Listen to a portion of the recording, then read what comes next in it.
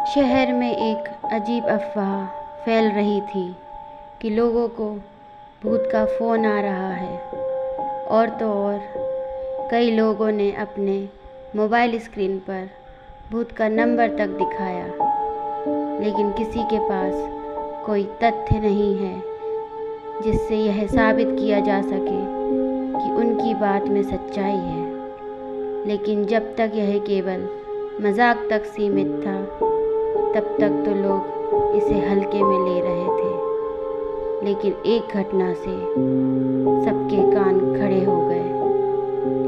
एक दिन एक व्यक्ति मोबाइल में बात करते हुए अपनी बिल्डिंग की छत से कूद जाता है और नीचे गिरते ही उसकी मौत हो जाती है। शहर में एक व्यक्ति की आत्महत्या आम बात है, लेकिन फ़ोन में बात करते हुए कूदना, इसका मतलब वह किसी न किसी से तो अपने मरने की वजह बता रहा था। इसलिए पुलिस तहकीकात आगे बढ़ाती है और उस व्यक्ति के मोबाइल की आखिरी कॉल रिकॉर्डिंग मंगवाई जाती है। लेकिन ताज्जुब की बात तो यह थी कि उस समय उसके फ़ोन में किसी का कॉल नहीं आया था।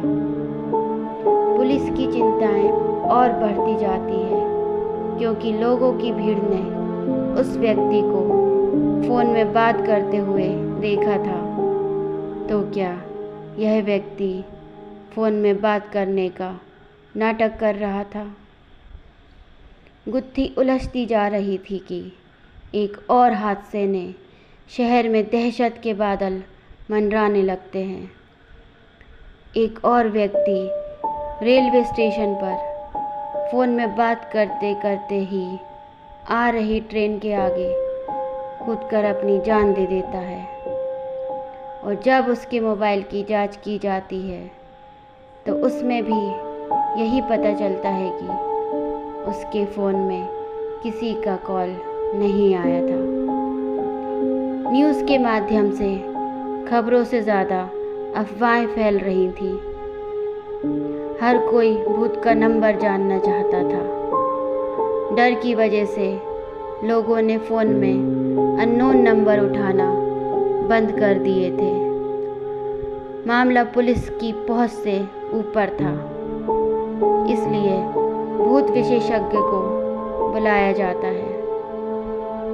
उन्हें मामले की जानकारी पहले से ही थी, इसलिए बिना देरी किए मारे गए व्यक्तियों के मोबाइल की नेटवर्क रिपोर्ट मंगवाई जाती है, जिसकी फ्रीक्वेंसी से उन्हें पता चलता है कि उनके फ़ोन में भले ही किसी का कॉल नहीं आया, लेकिन फ़ोन से किसी का नेटवर्क कनेक्ट ज़रूर हुआ है।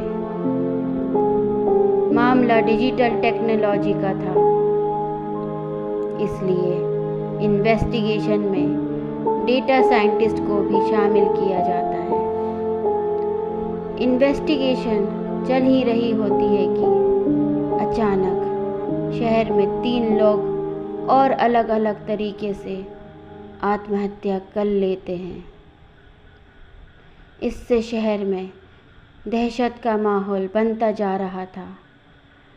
डेटा साइंटिस्ट को एक सुराग मिलता है। जितने भी लोग मारे गए हैं, सभी के मोबाइल में एक वेबसाइट का लिंक पाया गया है। उस वेबसाइट में बहुत से भूतिया मंत्र लिखे हुए हैं और उन्हीं मंत्रों में एक भूतिया नंबर भी है, जिसके माध्यम से रिकॉर्डेड मैसेज भेजा जाता है। और मैसेज को सुनते ही कोई भी व्यक्ति सम्मोहित होकर अपनी जान दे देता है। लेकिन वेबसाइट ही हत्या की जिम्मेदार है, यह कहना संभव नहीं था, क्योंकि केवल किसी आर्टिकल को पढ़ने से कोई कैसे मर सकता था। इसी बीच विशेषज्ञ आर्टिकल को गहराई से जांच करते हैं तो पता चलता है कि वह कोई साधारण मंत्र नहीं बल्कि वशीकरण मंत्र लिखे गए हैं, जिनके माध्यम से लोगों को पहले से सम्मोहित किया जाता है, फिर उनके मोबाइल में एक रिकॉर्डेड मैसेज के ज़रिए उन्हें आत्महत्या करने के लिए निर्देश भेज दिए जाते हैं।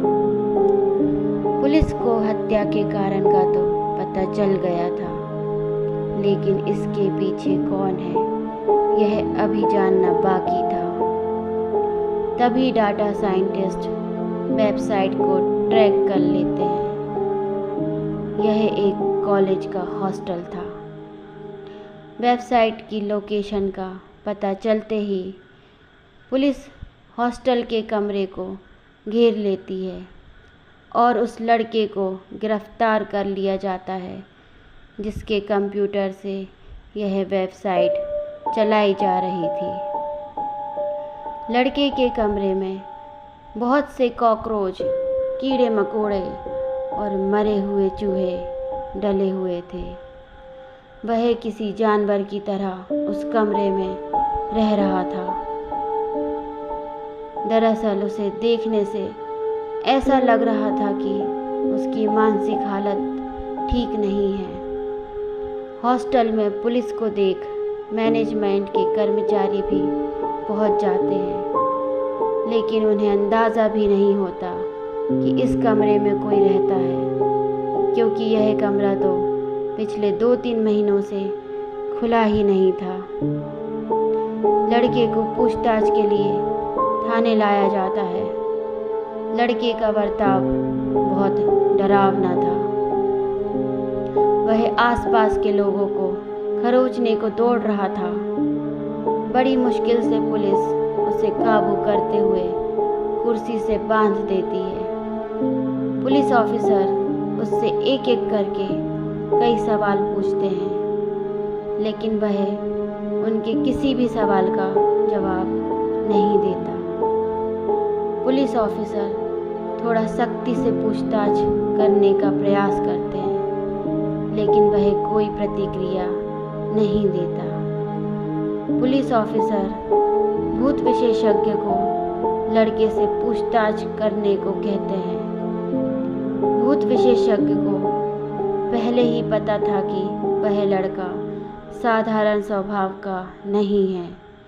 पक्का किसी प्रेतात्मा ने उसके ऊपर कब्जा किया है। भूत विशेषज्ञ अपने यंत्रों से, मंत्रों से लड़के को अपने काबू में करते हैं और उसे एक एक करके सवाल पूछना शुरू कर देते हैं। लड़का ज़ोरदार आवाज़ में जवाब देता है और 1 घंटे की पूछताछ के बाद पता चलता है कि उसके अंदर उसी के दोस्त का भूत आ चुका है, जिसने 3 महीने पहले आत्महत्या की थी। दरअसल वह मानसिक तनाव से गुजर रहा था, जिस वजह से उसने मौत को गले लगा लिया।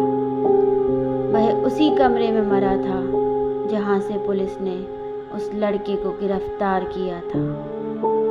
वह अपने दोस्त के शरीर के अंदर प्रवेश करके लोगों की हत्याएं कर रहा था। उसी ने वह वेबसाइट बनाई थी, जिसे अब वह उस लड़के के शरीर के अंदर रहते हुए चला रहा था। सच्चाई का पता चलते ही भूत विशेषज्ञ लड़के के शरीर से भूत निकालने की प्रक्रिया प्रारंभ कर देते हैं, जिसके लिए वह उसी कमरे में जाते हैं जहां वह लड़का मरा था, और वहां वह अपने इलेक्ट्रॉनिक डिवाइस के माध्यम से लड़के के ब्रेन से भूतिया आत्मा बाहर कर देते हैं। लड़का वहीं बेहोश हो जाता है।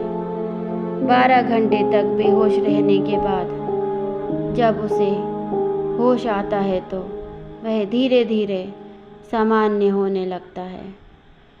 डाटा साइंटिस्ट वेबसाइट को अब डिलीट कर चुके थे, लड़के को निर्दोष पाया जाता है, उसे मानसिक बीमार घोषित किया जाता है और उसे इलाज के लिए अस्पताल में भर्ती कराया जाता है। पुलिस जुर्म के नए अध्याय को समझ चुकी थी। कभी कभी तकनीक भी इतना भयानक रूप ले सकती है जिसके लिए हमने कभी सोचा भी नहीं था, और हत्याओं का सिलसिला रुकते ही कहानी भी ख़त्म हो जाती है। कहानी अच्छी लगी हो तो लाइक, शेयर एंड सब्सक्राइब करें।